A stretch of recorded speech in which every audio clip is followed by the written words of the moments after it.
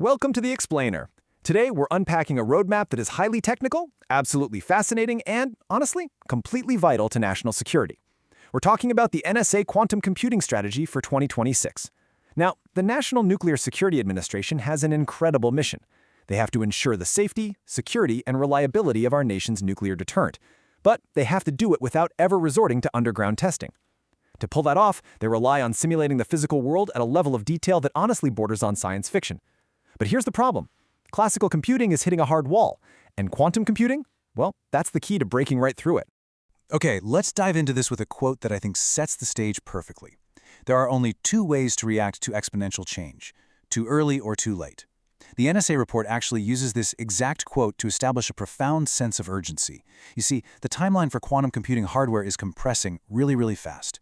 The strategy we're looking at today is basically a battle plan to make sure we aren't too late, to proactively prepare for and actually harness these massive technological shifts before they end up surprising us. And before we get deep into the strategy itself, I want to ground us in the physical reality of what we're talking about here. When you picture this hardware, think of intricate gold wiring inside a dilution refrigerator. We're dealing with massive, real-world engineering hurdles. I mean, we're building machines that have to operate at just fractions of a degree above absolute zero, just to maintain those incredibly delicate quantum states. This isn't just theoretical math on a chalkboard, it's a monumental physical challenge that's being tackled right this very second. So here is our roadmap for the explainer today. 1. Beyond classical supercomputers. 2. Measuring power, the QOP. 3. Simulating the extreme. 4. Building the ecosystem. And finally, number 5, the petaQOP future. We're going to journey from the core computational bottleneck we're facing today all the way to a mind-bending look at what the 2030s have in store for us. All right, Section 1, Beyond Classical Supercomputers, the Limits of HPC. You know, for more than 25 years, the NNSA has actually fielded the absolute fastest supercomputers on the planet. But despite this incredible legacy of high-performance computing, or HPC, they're running up against a very real boundary: the relentless demand for extreme modeling fidelity. Classical HPC simply struggles to accurately simulate specific high-energy physics and really heavy nuclear dynamics. And this is a critical distinction, quantum computing is not arriving to just toss out and replace our massive classical supercomputers. You're not going to be checking your email on a quantum computer anytime soon.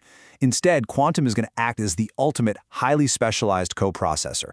It's designed to augment our existing systems specifically to tackle those impossible, deeply complex calculations that classical machines just completely choke on. Moving on to Section 2, Measuring Power, the QOP, a new metric for a new era. Now, what's really interesting about this slide is that to understand the future of quantum, we literally have to change how we measure computational power entirely.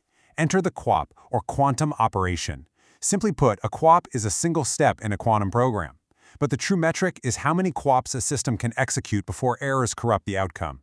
Think of it kind of like a marathon runner's stamina. The number of qubits a system has, that's just the runner's muscle mass. And sure, muscle is great, but if that runner trips and falls due to a misstep after only 3 paces, they're not finishing the race, right? The QOP measures endurance, how deep into a massive calculation the quantum computer can actually go before that fragile quantum state just collapses. Section 3, Simulating the Extreme, Solving the Impossible. So, where exactly are we going to unleash these powerful QOPs? Well, for high-stakes nuclear stockpile stewardship, classical HPC struggles mightily to predict reactions for heavier nuclei and really complex, high-energy reaction networks. It just eats up way too much computational memory and time. Quantum computing, on the other hand, scales exponentially better for predicting these accurate nuclear dynamics. And why is that? Because the universe at that microscopic level naturally operates on quantum mechanics. By using a computer that fundamentally speaks the exact same language as the physics it's trying to simulate, we suddenly unlock the ability to model incredibly short-lived nuclei that we literally can't even measure in a physical lab. The applications here are incredibly specific, but the impact is massive. We're talking high-accuracy simulations of materials in extreme conditions, conditions that are so extreme we couldn't even replicate them in a multi-billion-dollar test facility if we tried. We're talking about mapping the exact nuclear dynamics of fission processes. We're looking at solving massive, sparse, linear, and nonlinear partial differential equations, the kind that govern shock hydrodynamics and radiation. And crucially, we're talking about managing uncertainty quantification in this brand new, emerging nexus between quantum computing and artificial intelligence. Make no mistake, these are monumental leaps forward in scientific understanding. All right, Section 4, Building the Quantum Ecosystem, a 4-part strategy. So how does the NSSA actually plan to pull this whole thing off? Well, here's their comprehensive 4-pillar battle plan to integrate the tech. First up, they have to develop mission-relevant applications right now so they're quantum-ready when the hardware gets there. Second, conduct intense, non-stop R&D across algorithms, software, and hardware. Because let's face it, raw hardware is basically a very expensive paperweight without the quantum compilers, debuggers, and performance tools to actually run the code.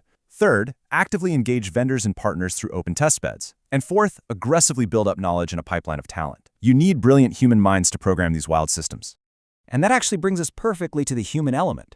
You have researchers in hypersterile clean rooms working with advanced microscopes, and at the same time, you have teams of brilliant minds collaborating over insanely complex mathematical equations. It's a dual necessity. You absolutely need extreme hardware environments to build the chips, but equally, you need highly trained human collaboration to design the algorithms. The hardware and the human talent have to scale up simultaneously. And this brilliantly illustrates the physical scale of custom quantum hardware.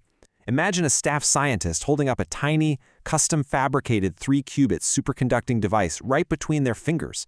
It highlights a huge part of the NSSA strategy, maintaining their own on-site testbeds like Quiddit and QScout. See, commercial cloud systems, they're often just opaque black boxes. Having in-house testbeds gives NSSA scientists full low-level access to the radio frequency signals and the measurement calibrations. That allows them to custom-tailor the hardware precisely for these really specific national security applications. Finally, Section 5, the Patacop Future, the Maturation Roadmap. Let's just step back for a second and look at the timeline. What does the sheer scale of computation look like in the coming decades as we move toward a fully production-ready quantum computer? Right now, we're transitioning out of the early, noisy era of quantum. By 2025 or 2026, we expect kiloquant machines. These are systems running up to 50 basic logical qubits. Then, by the end of the 2020s, the megaquant era arrives, with 10 to 20 very good logical qubits, which enables true capability benchmarking. But the massive foundational paradigm shift? That happens in the 2030 to 2033 window with teraquant machines. Featuring hundreds of near-perfect logical qubits, this is exactly where we'll finally see unambiguous quantum advantage over classical supercomputers. And beyond 2033, welcome to the petaquant era, thousands of perfect logical qubits. A petaflops machine. 10 to the 15th power. That is a 1 followed by 15 zeros.